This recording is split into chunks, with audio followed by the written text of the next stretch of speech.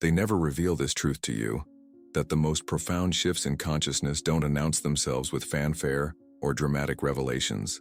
They arrive in moments of quiet observation, in the spaces between thoughts, in the subtle recognition that you are not separate from what you observe.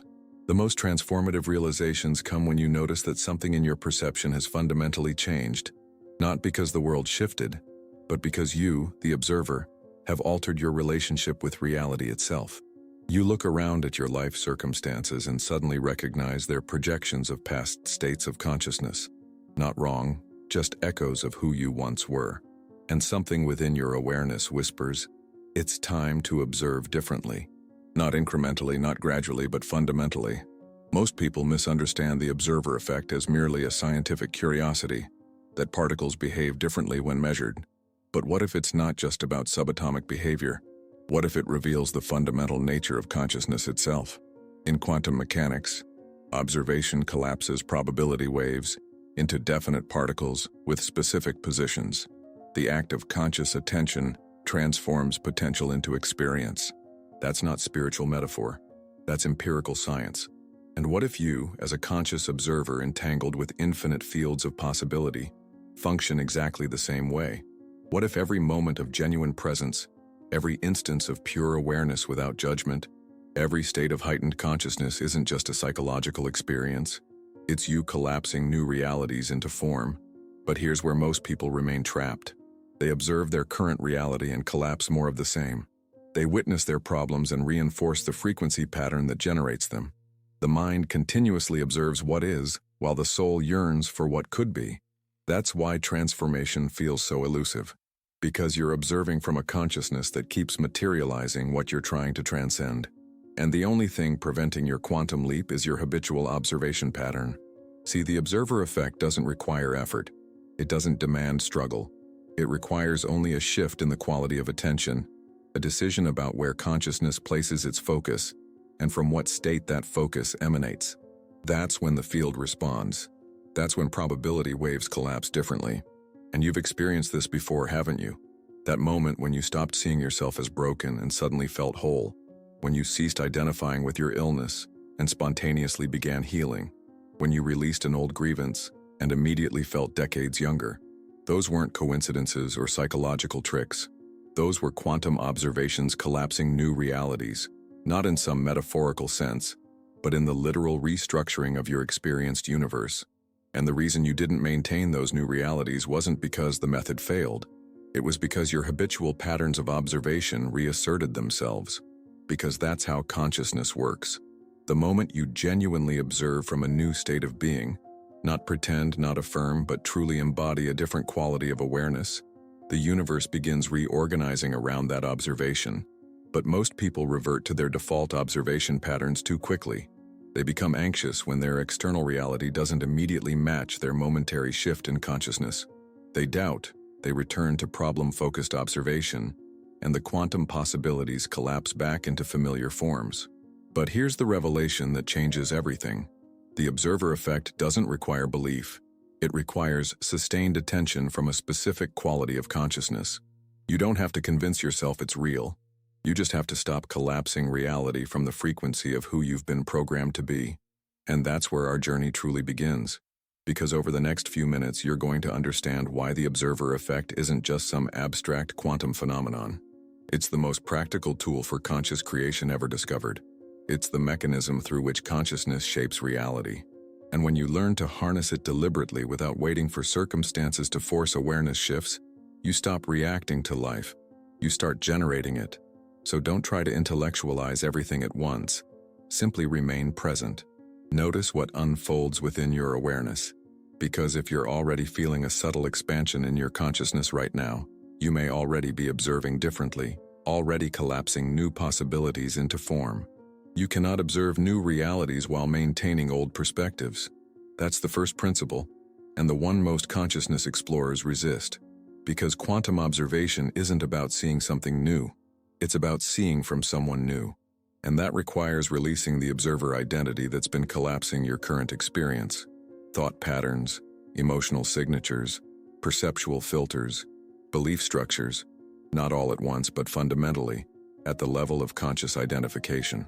You cannot collapse the frequency of your expanded potential while observing from the consciousness that created your current limitations. The field doesn't register contradictory observations. It collapses reality according to the most coherent signal. This is where quantum physics and consciousness studies converge. In the quantum field, all possibilities exist simultaneously as superposition states. You don't create your new reality. You select it through observation. And the key isn't forcing, striving, or manipulating. It's shifting the fundamental quality of the observer that you're being when you collapse the wave function of potential. And here's the paradox that most miss. You don't transform your life by observing problems more intensely. You transform by becoming an observer who no longer resonates with those problems. This isn't philosophy. In neuroscience, we know that attention literally shapes neural architecture. When you wake each morning and immediately observe your worries, struggles, and limitations, you're collapsing those neural networks into physical expression. That observation has a signature frequency. That frequency tells the quantum field, collapse more of this. But what happens when you interrupt that pattern? When you wake up and deliberately observe from your expanded self, and then without external evidence, you maintain that quality of observation, not pretending, not denying reality, but choosing which version of yourself is doing the observing. Because every potential future exists as a probability wave, and every state of consciousness is a unique observer. You don't earn expanded realities. You observe from them. Think of consciousness like a radio receiver. Most people spend their lives observing reality through static, through interference, through distortion. They wonder why the broadcast of their life experience sounds chaotic, unclear, and discordant. But the issue isn't the transmission. The issue is the receiver. When your observation is clouded by fear, judgment, past conditioning, and limited identity, you're literally tuning to lower bandwidth frequencies where those experiences dominate. You're collapsing possibility waves that match your observation quality. This isn't metaphorical. Each emotional state generates specific electromagnetic frequencies. Joy, peace, and love create coherent fields that can be measured at around 500, 600 hertz. Fear, anger, and shame generate incoherent fields at much lower frequencies. And here's the revelation. The universe isn't broadcasting different realities to different people. Everyone has access to the same quantum field of infinite possibility. But what you observe, what reality you collapse into experience, depends entirely on the quality of consciousness doing the observing. So the question isn't what reality do you want, but what quality of observation are you practicing? Worry, anxiety, control, victim consciousness. These aren't just psychological states. They're specific qualities of observation that collapse matching probability waves. To shift reality, you must shift the observer. And you don't need complex techniques, 21-day programs, or esoteric rituals. You need one moment of total consciousness coherence. You look at the observer identity that's been collapsing your current reality, and you simply release identification with it. You say, I see you, but I am not you. That's the quantum shift. That's the consciousness leap. That's the observer transformation that the field instantly recognizes.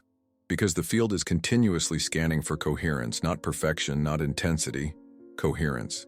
A state where your attention, emotion, belief, and identity all align in a unified frequency of observation.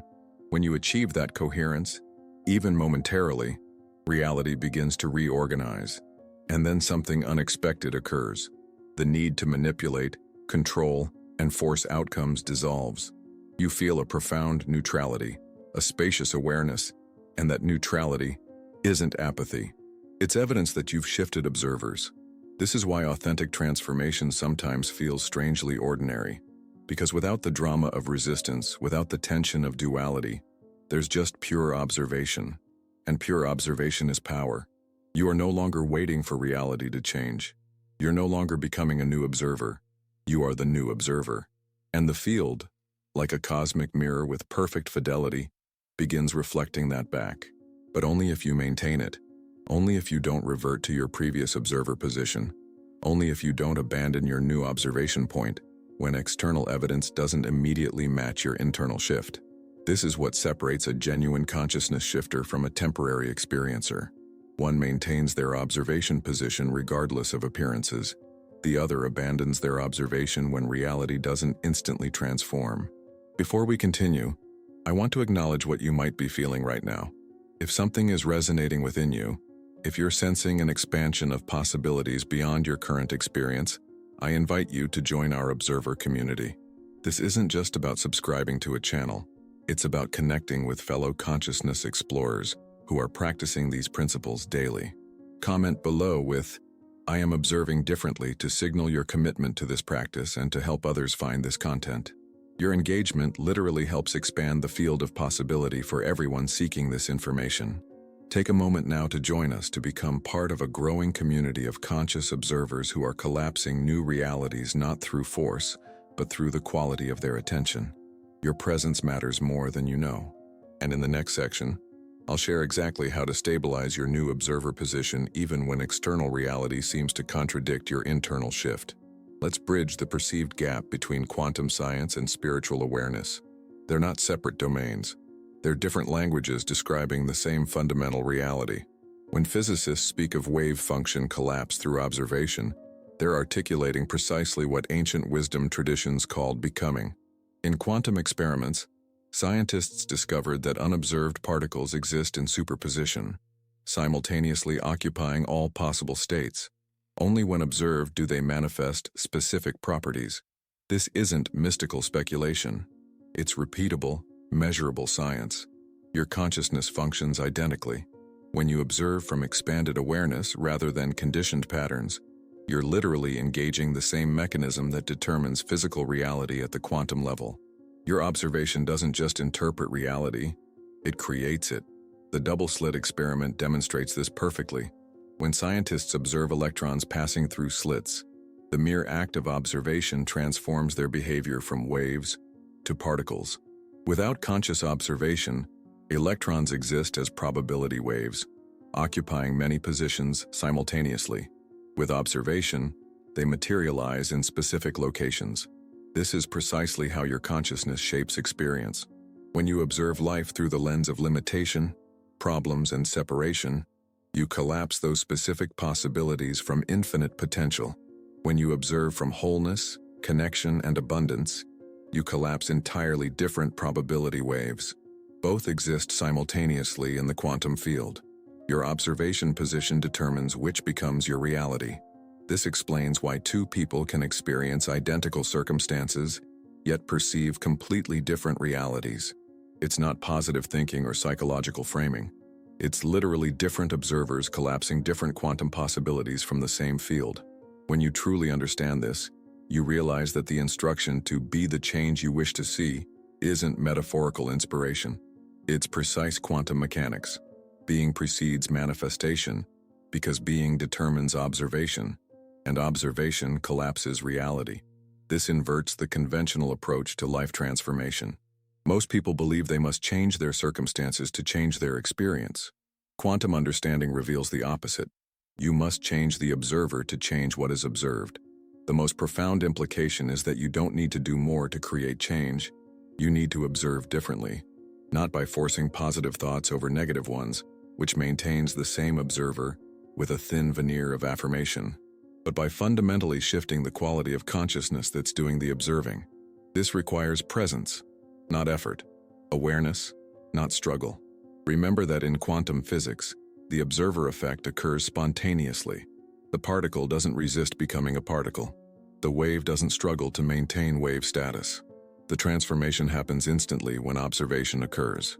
Your consciousness works identically. The moment you genuinely shift your observer position, not through mental gymnastics but through authentic recognition of your expanded nature, reality has no choice but to reorganize around that new observation. Let's make this practical. When you wake tomorrow morning before engaging with the world, notice who's doing the observing. Is it the conditioned self with its familiar concerns, its rehearsed limitations, its predictable responses? Or can you shift to the expanded observer, the consciousness that exists prior to conditioning? This isn't about denying your human experience. It's about choosing which aspect of yourself is primary in the observation process. The conditioned observer will collapse familiar realities. The expanded observer will collapse new possibilities. Both exist within you. The choice of which one observes your day literally determines which quantum possibilities materialize. This isn't about what you do. It's about who's doing it, not your actions, but the quality of consciousness behind those actions, not your thoughts, but the space of awareness in which those thoughts arise. This understanding resolves the frustration many feel when trying to create change. They're attempting to transform reality while maintaining the same observer position that created their current conditions. They're using force instead of shift, effort instead of awareness. When you understand that the observer determines the observed, you stop struggling against conditions and simply shift the observer. This is effortless creation, not because you've manipulated reality, but because you're observing from a consciousness that naturally collapses different probabilities. The universe isn't resistant to your desires. It's responding perfectly to your observation position. Change the observer, and you change everything. Now let's address the resistance that inevitably arises when shifting observer positions. Most people don't maintain their expanded observer state because they misinterpret the discomfort that accompanies transition. When you shift from your conditioned observer to your expanded consciousness, everything entangled with your previous frequency begins to feel dissonant. This isn't failure, it's evidence of success. In quantum entanglement, particles that have interacted remain connected regardless of distance. Similarly, your relationships, circumstances, and experiences are entangled with your observer frequency. When that frequency shifts, entanglement creates temporary dissonance. Your expanded observation feels threatening to patterns that depend on your limited observation to persist. This explains why authentic shifts often feel worse before they feel better. Your old reality is recalibrating to your new observation position. People may suddenly seem distant. Situations may appear to deteriorate. Emotions may intensify. Most interpret this as evidence that their observer shift isn't working and revert to their familiar observation point. But this turbulence isn't failure. It's the necessary reorganization of quantum entanglement.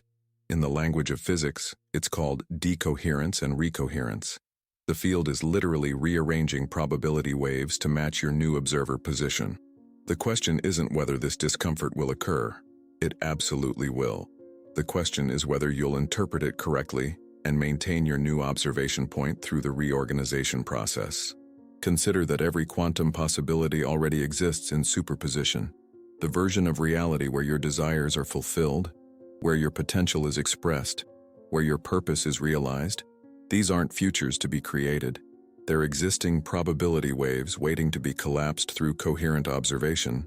When you shift observers, you're not building a new reality brick by brick. You're tuning to a frequency where that reality is already present. The discomfort isn't the process failing. It's the confirmation that frequencies are realigning. This understanding transforms how you navigate transition periods. Instead of retreating from dissonance, you recognize it as the quantum field responding to your observation shift. You don't resist it. You don't fix it. You simply maintain your new observer position with even greater conviction, knowing that coherence must follow decoherence. The most empowering realization is that the universe isn't testing you during these periods. It's confirming you. What appears as challenge is actually verification that your observation has shifted frequencies. The field is showing you what can no longer remain entangled with your new observation position, and you respond not with doubt, but with deepened conviction, not by forcing external change, but by stabilizing your internal observer. You wake each morning and recommit to observing from expanded consciousness. You move through your day maintaining that observation position regardless of appearances. You don't explain your shift to those who demand evidence. You simply embody it, knowing that sustained observation is what ultimately collapses new reality. And then it happens. A synchronicity so precise it defies probability. An opportunity that perfectly aligns with your authentic purpose. A relationship that mirrors your expanded awareness. These aren't coincidences or rewards.